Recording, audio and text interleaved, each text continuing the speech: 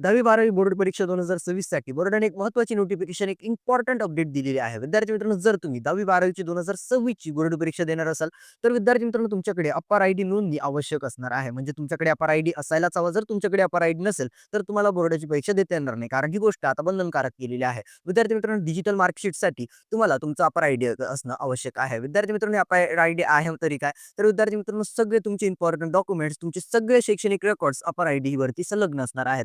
विद्यार्थी मित्रांनो, असाच निर्णय सीबीएसई बोर्डाने गेल्या काही दिवसांपूर्वी घेतलेला होता. परंतु त्यांनी असंच म्हटलेलं होतं, ज्या विद्यार्थ्यांकडे अप्पर आयडी नसणार त्यांना बोर्ड परीक्षेसाठी बसूच दिलं जाणार नाही. आता सेम निर्णय महाराष्ट्र बोर्डने देखील घेतलेला आहे. एसएससी आणि एचएससी 10वी-12वीच्या बोर्ड परीक्षांसाठी जर विद्यार्थ्यांना अप्पर आयडी वरती नोंदणी करणं बंधनकारकच असणार आहे बोर्ड परीक्षा 2026 साठी. विद्यार्थी मित्रांनो, लवकरात लवकर तुमचा अप्पर आयडी काढून घ्या आणि या रीलला तुमच्या मित्रांसोबत शेअर करा. नाहीतर त्यांना बोर्ड परीक्षा 2026 देण्याआधी खूप सारे प्रॉब्लेम्स फेस करायला लागू शकता. तुम्हा सर्वांना शुभेच्छा आणि धन्यवाद.